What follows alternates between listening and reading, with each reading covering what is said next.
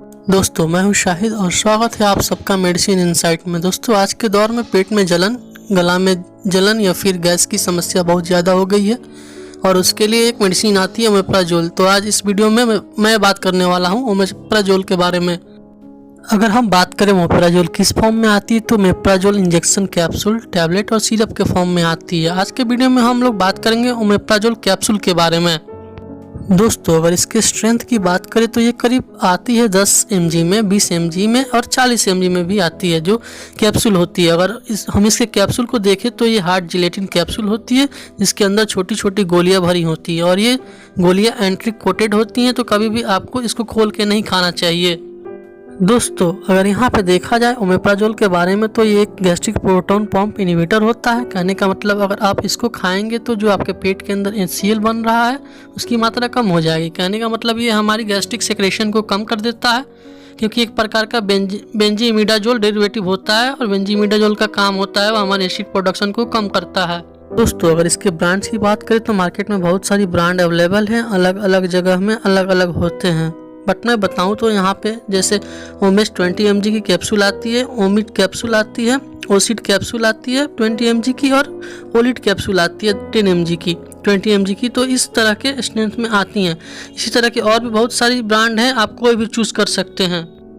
अगर डिटेल में इसके यूजेस की बात करें तो जैसे मैंने आपको पहले बताया हमारी गैस्ट्रिक सेक्रेशन को कम करता है। ऐसी सारी प्रॉब्लम जो कि गैस्ट्रिक एसिड की वजह से होती है, क्योंकि उसमें HCl होता है, तो इसकी वजह से जितने भी प्रॉब्लम होती है वहाँ पे हम लोग इसका यूज़ करते हैं। जैसे कि इसका कॉमन यूज़ GRD में किया जाता है। GRD एक डिजीज़ है जिसको हम लोग गैस्ट्रोएसोफेगल रिफ्लक्स डिजीज़ कहते हैं। अगर नॉर्मल भाषा में इसको बोले तो इसको हार्टबर्न कहते हैं। इसमें होता क्या है कि आपके पेट में जो एसिड बन रहा है उसकी मात्रा बढ़ जाती है और वो एसिड आपके एसोफेगस में चला जाता है, जिससे सीने में जलन होती है हार्ट के पास में, इसलिए इसको हार्टबर्न बोलते हैं। और एसिड ज़्यादा मात्रा में बन रहा है तो ये अल्सर भी बन सकता है, तो वहाँ पे हम लोग इस मेडिसिन का यूज़ करते हैं गैस्ट्रिक एसिड को न्यूट्रलाइज करने के लिए। अभी जैसा कि मैंने बताया गैस्ट्रिक एसिड ज़्यादा निकलेगा तो अल्सर हो जाएगा। और फिर ओमेप्राजोल का यूज़ कहाँ पे किया जाता है कि पेप्टिक अल्सर में किया जाता है, ड्यूडेनल अल्सर में भी हो सकता है। एक डिजीज होता है ओसोफेगाइटिस। इसमें क्या होता है कि आपका जो खाना है पेट से निकल करके आपके मुंह की तरफ बढ़ने लगता है, जिसमें आपका एसिड भी माउथ की तरफ बढ़ने लगता है और ये बार बार होने लगता है, जिसकी वजह से आपके एसोफेगस में इन्फेक्शन हो जाता है या इन्फ्लेमेशन भी हो जाता है। इसको हम लोग ओसोफेगाइटिस बोलते हैं। तब भी हम लोग इस मेडिसिन का यूज़ करते हैं। एक और बीमारी है जहाँ पे इसका यूज़ किया जाता है, वो भी सबसे ज़्यादा मात्रा में, उस बीमारी को जोलिंजर एलिशन सिंड्रोम बोला जाता है। इस बीमारी में पेट के अंदर ट्यूमर स्ट्रक्चर बन जाता है, जिसकी वजह से गैस्ट्रिक एसिड का प्रोडक्शन बहुत ज़्यादा होता है। तो इस कंडीशन में हम लोग ओमेप्राजोल का बहुत ज़्यादा में यूज़ करते हैं। तो ये था यूजेज जो कि हमने डिटेल में बताया कहाँ पे मेडिसिन का यूज़ करते हैं। तो नॉर्मली हम लोग इसे गैस को ट्रीट करने के लिए, पेट में जलन, गले में जलन, तब हम लोग ओमेप्राजोल का यूज़ करते हैं। अगर हम लोग बात करें इसके डोज की तो इसको हम लोग कितनी डोज में हम लोग यूज़ करते हैं, तो हर बीमारी में अलग अलग डोज होती है। पर एक नॉर्मली GRD हार्टबर्न होता है, इसमें एडल्ट की बात करें तो 20 mg यूज़ करते हैं। अगर बीमारी थोड़ी सीवियर है तो 40 mg यूज़ करते हैं पर डे 4 वीक के लिए।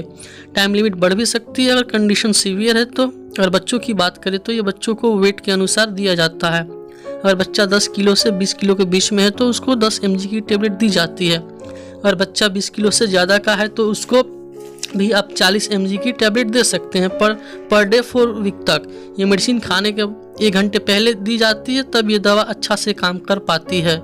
अगर हम लोग इसके साइड इफ़ेक्ट्स की बात करें तो ये इसके बहुत ज़्यादा साइड इफ़ेक्ट तो है नहीं, पर एक्सेसिव यूज़ करने पे साइड इफ़ेक्ट्स शो हो सकते हैं। जैसे हमारे शरीर के अंदर विटामिन B12 की कमी हो सकती है, स्किन रैशेस हो सकते हैं, नौसिया हो सकती है, हेडेक हो सकता है, डायरिया हो सकता है, कॉन्स्टिपेशन की शिकायत भी आ सकती है। अब हम लोग बात कर लेते हैं कुछ स्पेशल प्रिकॉशन की। तो अगर आपको ओमेप्राजोल या इस ग्रुप के किसी भी मेडिसिन से आपको एलर्जी है तो आप ये दवा ना लें। अगर आपको लीवर प्रॉब्लम है तब भी ना लें, ब्लड में मैग्नीशियम की कमी है तब भी ना लें, हार्ट डिजीज़ है तब भी ना लें। प्रेगनेंसी के दौरान ये दवा नहीं लेनी चाहिए। छोटे बच्चों को कभी भी ओमेप्राजोल ना दें जो 1 साल के कम के बच्चे होते हैं। दोस्तों ये था आज का वीडियो जिसमें हमने बात की ओमेप्राजोल कैप्सूल के बारे में। अगर वीडियो आपको इन्फॉर्मेटिव लगी हो तो चैनल को सब्सक्राइब कर दीजिए। मिलते हैं नेक्स्ट वीडियो में, तब तक के लिए धन्यवाद।